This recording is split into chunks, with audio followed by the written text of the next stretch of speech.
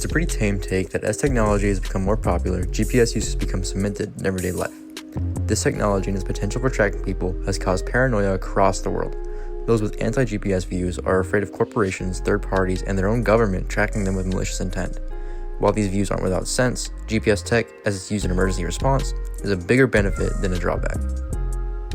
The largest majority of people enjoy using GPS technology in their social media and in navigation, but they're all concerned about how their data is being used. I'm not going to argue that these views are in any way unfounded. Just last year, Indian police were found to have been using GPS tracking devices to virtually imprison citizens who were released on bail, meaning citizens who have never been convicted for any crime. While it's not exactly the same as your phone, it sets a precedent for how a government could track your location with no actual cause. The biggest argument against anti-GPS views is how it's used in emergency response scenarios.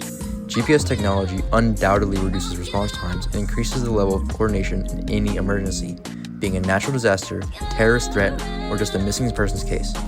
GPS directly reduces the fatality rate in these situations, and without it, first responders would be much less effective. In a 2009 study on GPS-enabled Android operating systems, it was found that their use increases the efficiency of our first responders. When a victim is unable to articulate where they are, dispatchers use their last known cell phone location as a starting point for safety efforts. Without GPS technology, this simply would not be possible. In another study on this subject, the AlSaqabi system virtually eliminated mistakes and miscommunication in the dispatch of first responders, dramatically decreasing response times as both the location of the incident and the location of the units dispatched were known to the dispatchers. This reduces the inherent stress of the job, allowing for a smooth and well-oiled operation that saves thousands upon thousands of lives worldwide.